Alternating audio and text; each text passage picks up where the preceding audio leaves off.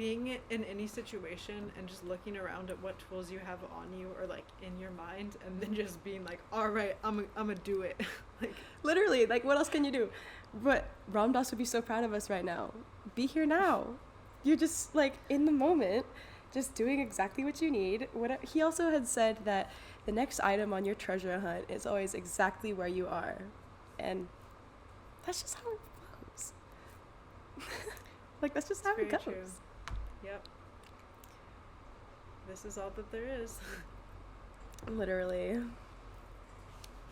But was writing something about that the other night. Oh, okay. Just presence, no past, no future, just now. Like, yep. It's like all everything and all nothing all at the same time. It's like that Yeah. fucking movie. Yeah, like the past is literally just like a movie, like a string of memories and pictures, and probably not even exactly how it was. Like, I think it's like I've heard in like sociology and psychology that like there'll be like an accident that will have taken place, and they'll interview like multiple witnesses that were there, and they'll all have different versions of what happened, and it's not because anyone's lying, it's just because everyone's perception of the literal event was different. Exactly. Yeah. I was talking about the movie Everything Everywhere All at Once, but exactly what you're talking about is like a premise kind of in that movie. So that all fits together really well. Like, yeah, everything is all like, even the people, because, okay, this is going to sound a little far out, but all the people who are living were all like on one dimension together, but like our consciousness spreads into so many other realms and like dimensions. Like, where are we all meeting each other? And there's like, that's why you tap, like when you tap into like the heart space and you go in there for real and you're just like, then other people who are in that space, you can meet you can meet anyone from the heart space realm, and it's just up to them to like decide to step into their own heart and then meet you there. Yeah, it's so weird how like we're all sharing the same plane of existence. We're all on one planet together. And it's like, but all of our consciousness, like some people are really super aware of what's happening in nature and with the weather. And some people are just like super, super aware of maybe like they're a master in the book they're reading. Like, they're like, okay, I've been reading Dune for a long time. Say someone else is like reading Dune and they're like in the Dune realm all the time and on the Earth realm, and we're all together. Just, like, isn't that just so crazy? Yeah, I had an experience like this recently. And it's like interesting with like synastry and just relationships in general, or like other people's energy feels like interacting with yours, and like you can be connected to them on multiple different dimensions. Like, I'm connected with you in a companionship kind of way, I'm connected with you in a partnership kind of way, I'm connected with you in a business kind of way, or I'm connected with you in a kind of like fun way. But also like how deep that connection or interaction of the energy feels like permeates. And I think that like plays into like attachment like how it's formed and everything. Because like it hurts much worse to like hear unkind words from someone that we really care about, that we like think that they have a really lovely perception of us, and then we hear some really unkind words from them, and it's like, oh my gosh, that hit me so much deeper than a random stranger on the street like flipping me off, you know. Yeah. Oh, wow, yeah. It's so, yeah, you can definitely find like, because you mentioned synastry, you can find those like, the synastry, okay, say that you're like, you've met someone who's like important on your path, and you think that the way that you're going to know them is going to be one way, and then it ends up being a completely different way, and that could mean so many things. But you can usually find that in the synastry, and it can happen so many like different ways. But yeah, I think the idea of consciousness being able to like kind of be mapped through synastry, even with like say like a transiting chart, and then like the transiting chart of 5 minutes later, like how those lay on top of each other and stuff like that, maybe like an hour later, it's like, oh, it's so cool that we can make these maps. And even though like, okay, I kind of believe, like, this is something I don't usually say because it's kind of controversial in our community, aka like astrology girls, is that like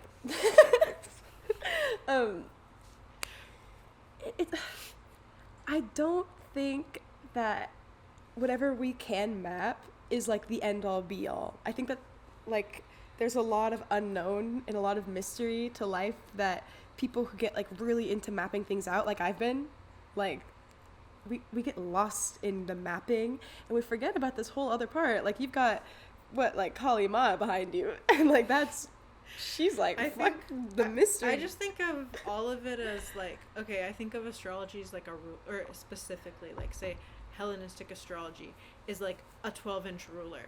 Like that doesn't mean that like a 10 centimeter like meter stick doesn't like also measure things. It doesn't mean that I couldn't measure the exact same object with it. Like that's how I think, because I'm deeply interested in like Vedic, like Jyotish astrology as well. I'm just started learning my chart like yesterday. Yeah, it's so interesting, and like to me there's not really like any competitive energy between them. They're just literally two different systems, like it, and I mean not even there's a lot of overlap as well, but like they operate simultaneously, not in conflict to each other. Yeah, okay, now my point within that is like, okay, say you have a 12-inch ruler and you have like a 10 centimeter ruler, right? Both of them next to each other. How are we to say that, okay, I'm gonna put a pin in this because the thing I'm about to say leads into another bigger point, but like, okay, ever since I was a kid, I used to like look out the window of my car like on the way to like first grade and be like, okay, what if the me that I am when I first had this thought am like so tiny that I couldn't even see me now because we're expanding in size, but the golden ratio just always stays the exact same, so none of us notice that. Like what if we're constantly like getting infinitely larger in size and we have no idea, or it could be smaller, but I used to just think of it as bigger. And like, who's to say that 12-inch ruler, because okay, in this example it doesn't really, let me finish what I'm saying. Okay, so it's just so complicated that I get kind of lost in my words, but like it's also so simple. So say that like nothing is constant, right? Like we can't really know, even though there are like the constants like the golden ratio. What if that's just our perspective? What if that's just the way that our human brains need to see things and perceive things in order to like be okay? Like what if the size, say, of like my microphone right here is like, it's a completely different shape than I think it is, and it's constantly moving and it's constantly in flux. I don't know that. My brain is telling me it's this way, so I'm gonna listen to this. And I think that's what astrology and like, say like Kabbalah, things like that, like that's kind of what they are. It's like, well, this is what my brain tells me is there. Let me write it down. And it's like you can map some really, really cool realms and like divine stuff, but you also have to keep in mind like, well, that's just what I can see, so it's probably not like, oh my god, this is everything, even though it kind of is in a way. It's like, well, the universe could be a slug. I don't know. Yeah, I think that was the big shift that I went through when I had like my faith change growing up in like a very particular flavor of Christianity. That was like very, this is the end all be all only way. And then when I transitioned to following more like Eastern spiritualities and just more spiritually open traditions that didn't have that exclusivity clause, I think that was when I actually like became a spiritual being, because before it was just like this obsession with being a certain way, or that like everything was a certain way, and that like anything coming from outside of that system was like a threat or something. And not that every other like system that I follow correlates exactly or like doesn't conflict at all, but like to me now, if a system says like I am the end all be all, like this is the only way you could look at an astrology chart, like red flag for me. Because I know it's Definitely. not, you know, like I know that it's not, it's observable that it's not. Yeah, I think that like whatever dogma you have to be aware that part of that dogma is like an unknown, is a level that we can't comprehend, is a mystery unfolding, that it's like what in Christianity a lot of the times it's referred to as like blind faith, or like faith the size of a mustard seed. It's like to have faith and trust in the unknown is to really have true faith in God. That's like what that translates to me. And honestly, I wouldn't like even be comfortable like using Christian analogy or ideology or like verbiage. Is like until after I kind of had to go away from that and then return to it in a way that's like, okay, now I really understand what's being said here, and I know like what this means, because a lot of it is still like I find it to be true, but not in the sense that I was originally taught to, you know what I mean? Yeah, I'm really just pointing to the one aspect of like saying that this is the one and only way, like right, really yeah. not comment on anything else at this time. Oh yeah, no, but for sure. because people can be that way in the astrology community of like finding a very specific type of astrology, a specific house system, like XYZ. Yeah, that's why I don't like to say that I'm a part of the astrology community. Let's get that out of the way. I am not a spiritual person or an astrology. I say I'm an astrology girl just because, like, clearly in the eyes of everyone else, if I know how to read a fucking birth chart and I'm talking about astrology, then I'm an astrology girl. But it's not. Yeah, we'll talk. You continue what you're gonna say. Sorry for interrupting, and then I'll say what I have to say. Yeah, but I think that those. I mean, if someone wants to have that experience, that's like completely fine for them. But yeah, I just don't think that I could really get into something like that, like really ever, because yeah, I mean, that's just think about how silly it would be if I was like, you can only use this 12-inch ruler, you can never use that 10-centimeter ruler over there, like you'll never be able to measure anything with it, like you'd just be like, what, like yeah, the rest of the world does that to us. They're like the opposite. They're like, why do you use a fucking ruler, you fucking weirdos? We're like, why not? We're Americans. We're free. Yeah. I don't know.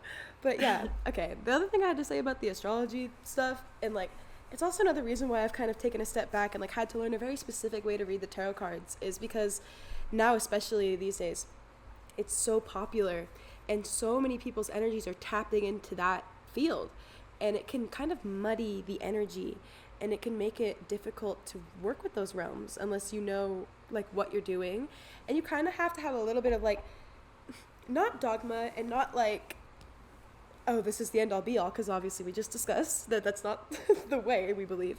But you have to have enough trust in your system and like how you interpret things to not get muddied up by other people's opinions and the way that they look at things, because I like follow the belief that everybody's opinions and like perspectives more like are sacred, and we all are meant to like learn and grow through our own perspectives. And it's my understanding that like no matter how much like how close we are with someone and how like much we can understand each other, we're always going to understand each other through our own lenses. So you can never really share exactly what you're seeing with someone else, and they can never share exactly what they mean or what they're seeing with someone else, because you're always going to filter it through your own lens. I think that's something that you got to be super mindful of when you kind of dabble in this world. Yeah, I think like I respect everyone's like personal truth, especially when it comes to like spirituality or religion or dietary things, stuff like that, because it's so deeply personal. Like I know exactly like for me in this moment, and like that's subject to change obviously, like what those truths are for me, but I can like definitely recognize that those are relative truths and like truths that I've arrived at like over studying things over time, and like if I was to gain more information, maybe that truth would actually be different. So who am I to like go to anybody else and be like, your truth needs to be mine, because I have no idea where they are in their path. I have no idea what they need right now, or like where they're going, or like what they've been through. Like it just seems absurd to argue with anyone about their relative truth. Like to me at this point, it just seems like a waste of time. Like if someone wants to discuss, is like interested in your relative truth, and they come to you, or like you share some relative truth and they want to have a discussion, like that's cool. But like I couldn't imagine going up to someone who I know has a different relative truth than me and being like, listen buddy, you gonna learn today. Like yeah, that would just well, be it's like when you try time. to preach your relative truth as objective, that's the issue, is like because it's relative. And I think that anything we discuss is ultimately relative truth, because like even when we discuss the objective, it's through our own subjective lens, and that's relative truth, is subjectivity. So it's like, yeah, we know there's the objective and we can speak about the objective and reach that kind of level of like being aware of it, but it's still, we're always going to be, if we're in bodies and we're able to talk about it, we're talking about it subjectively. Yeah. Yeah. Yeah, and there's specific rules here, like in these bodies on this earth, that like I've been thinking about it recently, is like Saturnian types of boundaries. It's like there's just certain things that you can't just slam and go through. Like you just have to accept them and figure out how you're gonna like function within them or around them, like in this realm. You also can't like, if you can't rush it, and you can't overstay your welcome with Saturn. That's what I figured out.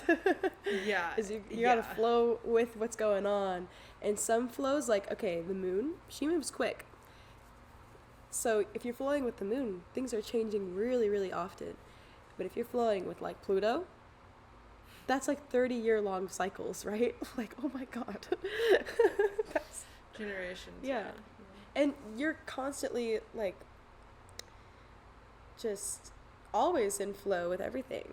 Like it's all, you don't ever get to choose, okay, well, I'm only in flow with the moon. No, I'm not in flow with Pluto. I don't like Pluto. Like, bitch, the whole sky is right there. You don't get to decide that the planet isn't there. Like, okay, they decided, I'm not saying like the whole Pluto is a planet or not thing. I don't care about that. But like, you don't get to decide like, okay, I'm going to take the moon out of the sky. I don't want to focus on that. Like, you don't have to focus on it, of course, but you don't get to decide like, no, the moon, I'm not in flow with the moon. Like, everything is. Like, it's just how everything goes. Like, yeah.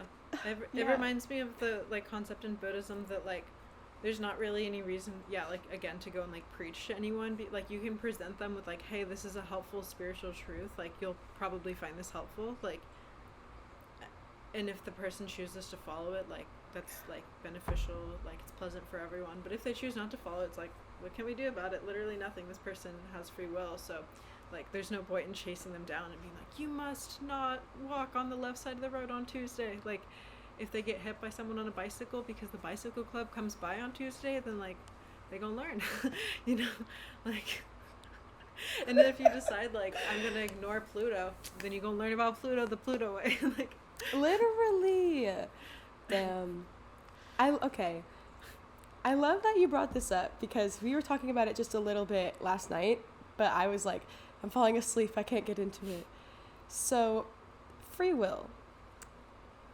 This is a touchy subject. A lot of people, if you say that you're like questioning whether or not we have free will, they'll be like, that's blasphemy. Don't say that.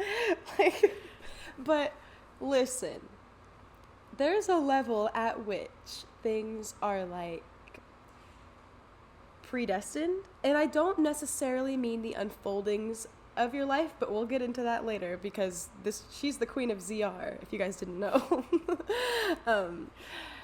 So I am under the belief that like heaven, where we end up going to,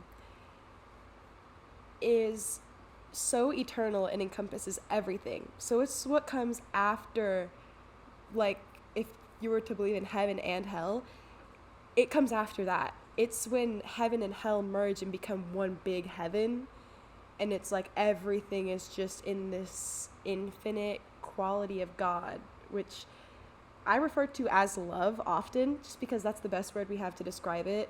But it's not like romantic love or anything like that. It's not the kind of like fake love. It's just the quality of God. There's not really a word for it that I have in my language. That is like the end destination.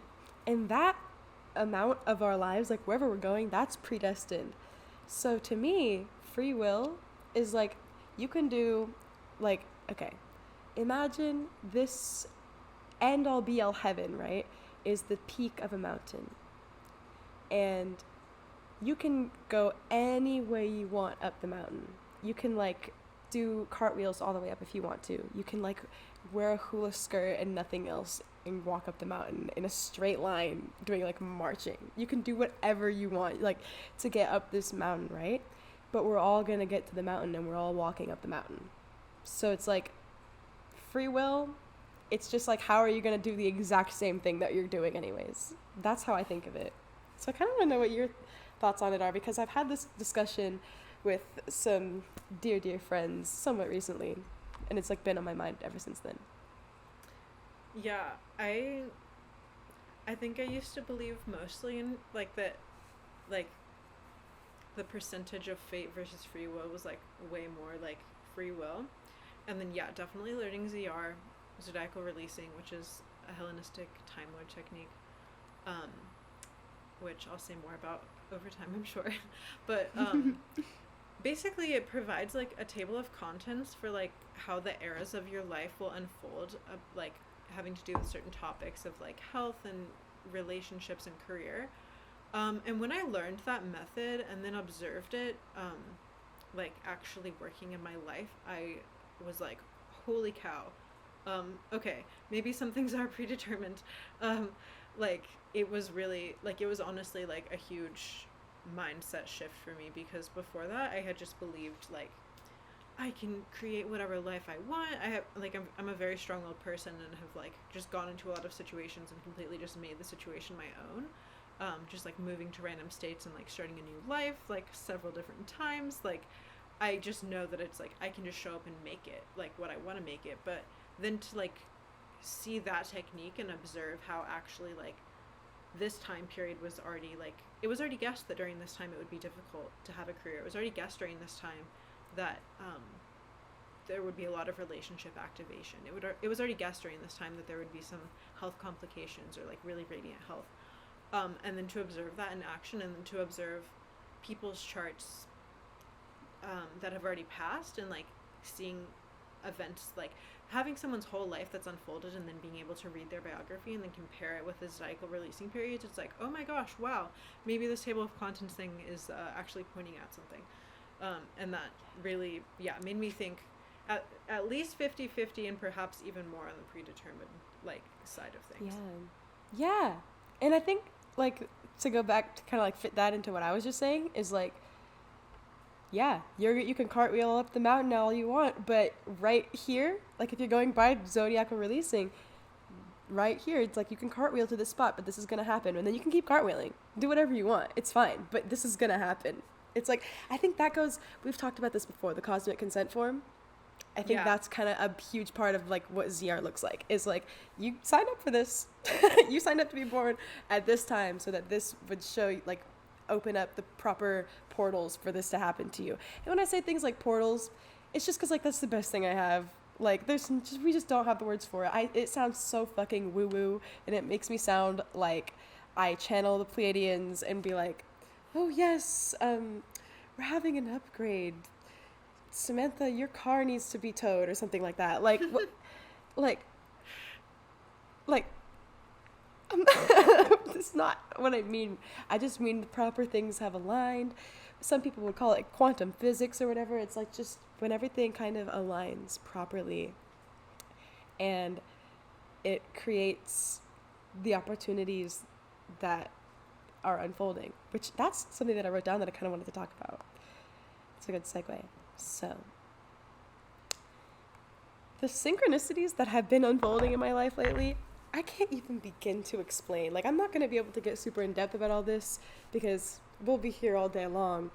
But, like, just to watch that all unfolding, one of my favorite psalms, if it's not my actual top favorite, is the righteous bloom like a date palm. They thrive like a cedar in Lebanon. And to me, righteousness doesn't necessarily mean like, oh yeah, I'm doing a good thing all the time.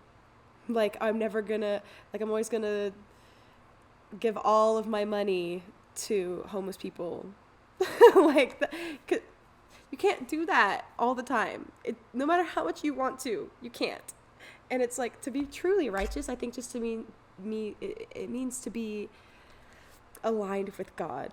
or the universe or the mystery or love or the quality of everything or whatever words work the best for you. It's like the way nature unfolds, the way that a date palm blooms and produces its fruit is just this perfect natural cycle that nature has set up to allow itself to thrive and continue living. And that to me is like the essence of God is in that. And that's like how these unfoldings feel, these synchronicities. It's like that blooming. It's like that. It's like this. It's like this. Y'all see that? It's literally like that. That's like the yum. Yeah. Yeah, I recently like have consciously made the decision to go like deeper into a particular social system, and when I did that, I knew that like more of those people from that system would just like show up other places in my life. And then I just like recently had an experience of that. And so I think it's really like, this almost goes back to the fate and free will thing. I think it's like really interesting, like when you consciously choose to do something that then synchronistically more of that thing like appears or something. Like some kind of interplay, like in the moment it feels fated, but like also you chose it or something. Yeah, it's because like, oh my gosh, I know exactly what you mean, because that kind of happened like with these people that I've just met, like all the new friends that we've made this year. Like, okay, if y'all don't know, Heather and I have never like met. Like we are just like besties through the internet, right? Through fucking Discord of all platforms too. Like, are you kidding me? Discord? Like the most nerdy place you could possibly meet. But we met through like a network of other people, and it's like when I came into contact, or like when I actually like literally met some of these people, it's like it's that wow, it's like I asked for this, I asked exactly for this, but then I never could have predicted this, and I never could have known that this was who was involved, and this was who was involved. You know what I mean? Yeah, it's like you can start to see what's emerging, like the outline of it, but you can't see all the details. And like, yeah, that's something I think about with the fate versus free will, is like it's kind of like fate creates this outline or this grid or this like structure, and then all of the free will like spontaneously fills like the gaps in between, and that creates like the texture of experience, and like in our choices. I think free will can be kind of equated to that level of like the mystery of life, the unknown. Like, yeah, because it's like if there's this creative energy, if it's unknown, what are you gonna do with that? Do whatever you want. Like, yeah, I love that. Yeah. So, something else I wanted to talk about is the fact that like because I was just in Turkey. Not just in Turkey, but like over a month ago now. I was there and I felt so healthy. And I think it had a lot to do with being around the group and like with the people I was. It was like medicine in itself. But then just like, I don't know, the food there and the air and the water, even though you're told your whole life the US is like top tier, clean standards, healthy, good water, healthy food. Like, not healthy food necessarily, but like at least resources, you know? There's some shit in our food or our air or our water, or I just don't know what it is. Something, maybe it's everything, that makes you feel sick or like run down or like just enough to be like working and kind of zombified a little bit. And it's like, of course you can do things to kind of break out of that, but you're always a little bit in the zombified state, eating the foods that we have available to us here. Like, I just noticed how much healthier I felt when I was over there. And since coming back, like, even now you can hear I have a cold. I didn't used to get colds like this, like over and over, and like just feeling kind of shit all the time. It's whack. When I was in Peru, all the there's a lot of like superfoods there, and like we were in a nutritional workshop and they were talking about turmeric, and like we were taste testing some like fresh local turmeric, and they were like, yeah, you're never going to get turmeric like this in the United States, because for it to pass regulations they literally irradiate it and take a bunch of the prana out of it.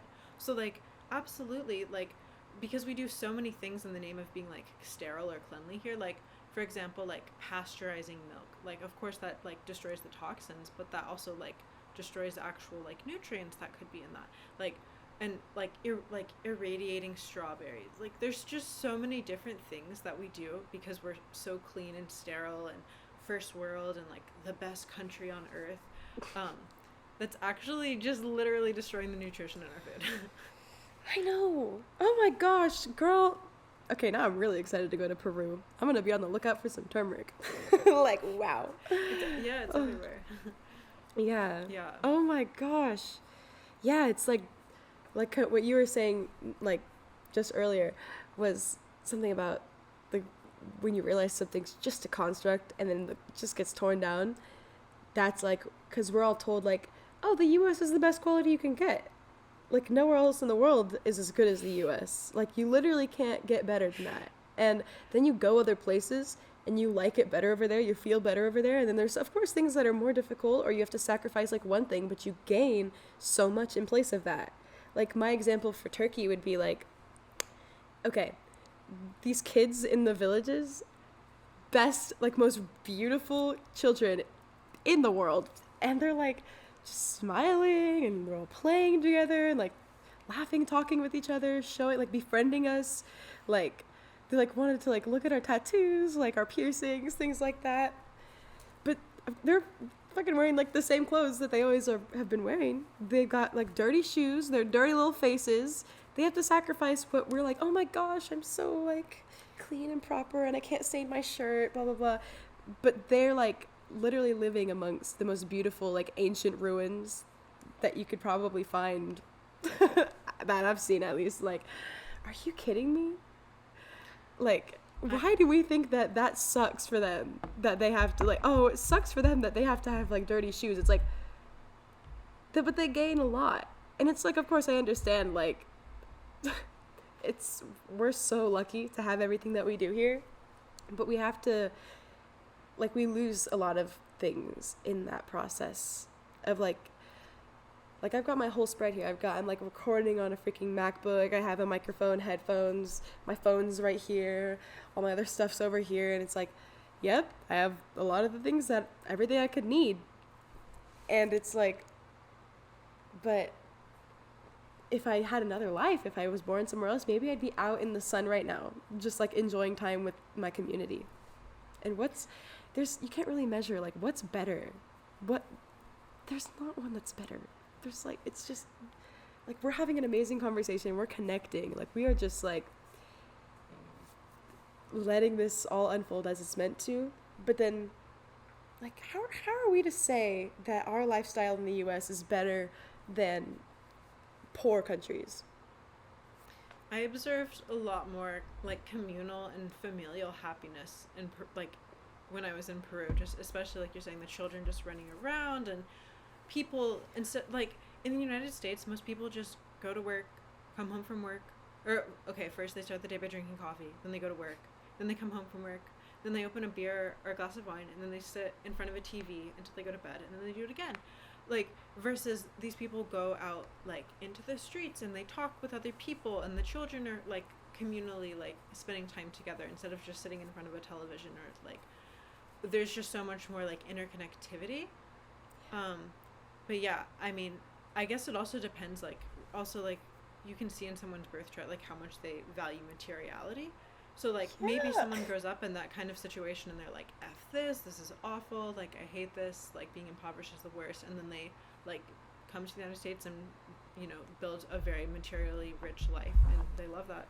And then maybe, you know, someone grows up in the United States and they hate all of the materiality and the commercialism and the pollution and political turmoil, and they go to a country that has less, like, material wealth, and they're much happier. Like, who's to say? It's really, like, back to personal truth.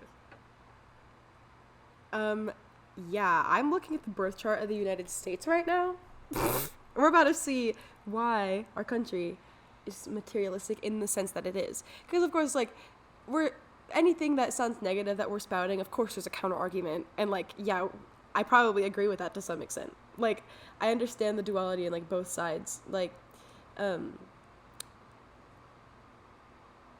our country has given us a lot of opportunities and a lot of good things and a good life. But, like, there's also a lot more that we've gained from other places, like we've just said. So, yeah. Oh my gosh, okay. What? It's a freaking article. I clicked on an article. This is stupid. It's actually disputed, like, which chart is the chart of the United States. There's a whole astrology podcast episode on it, because it's like, when was it actually signed? So, like, the rising sign's disputed. Oh, shit. Yeah, it's like a whole thing. Wow. I was just gonna look for Mars and Venus. Yeah, look for Mars. Yeah, that's not gonna change. I just can't find it. Whatever. Look up we'll, the like, Sibley post chart. about this It's called the Sibley chart. The, like, most widely accepted birth chart of the United States. How do you spell that? Sibley, I think. Okay. Oh, shh. Okay. Okay.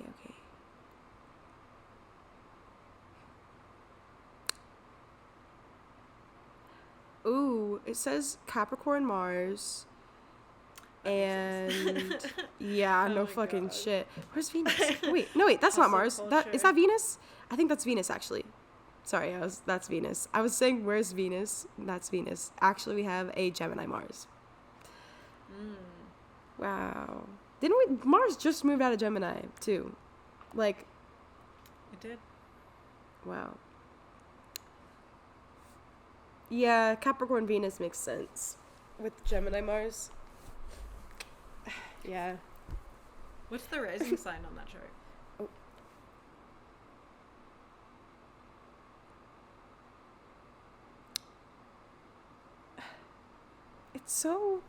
I'm so used to the Astrobot that I'm, like, lost on this. I'm like, wait. Does it say ascendant anywhere? I know, I'm trying to find it. I'm trying to find the point. Or, like, if they're naming the houses, I don't see, like. I know, some of those websites are whack. I'll just input the data into the Astrobot later. Actually, I can do it now. But I'll just do it later. This is wasting a lot of time of us just looking for stuff. We can go into the whole birth chart of the United States at a later time. Literally, we will. You have to remind us to do it, but we'll do it. Yeah. Yeah. So to wrap things up, the walls of construct coming down. We kind of touched on this already, but, like, so what happens when, like, there's this, like, edge of your life and it's been there for a while and you're really used to leaning on it, you're used to, like, seeing it out of the corner of your eye, and then one day it just, like, dissolves and you realize it was never real, and then, like, how do you keep functioning? That just happened to me too. Like, yeah, you just keep going and you realize, oh, okay, that wasn't real, and then you're just in that open, floaty space where you're like, what is real? And I think after being in these spaces, the choices that you make after being in those spaces, sometimes those are, like, the best, most memorable, most life-changing choices you can ever make. Like, yeah, I'm not gonna get into it too much right now, but anytime I've been in, like, a space where it's like everything I thought was true is no longer true, the way that I used to live, I can no longer do that. The space, being in that, it's like a liminal space. It's like being in an airport. It's like you are literally in this, like, cosmic airport, and you have the money and the ability to take any flight anywhere you want. Where are you gonna go? It's your choice, really. Just look at the flights that are departing and hop on the one that you want to. Like, yeah, that's kind of what's happened with me. Yeah. And it's like, you know what? It kind of goes back to that, like, free will thing. All those flights, at the end of the day, they're going to lead you to the same destination, even if it's, like, 7 million flights later. So true. Yeah. I think, like, I think, like, those longer term walls, like, when one finally comes down, it makes me, like, do a full 360 and go, oh wow, how long have these other walls that feel semi-permanent been here? Like, and, like, you know what I mean?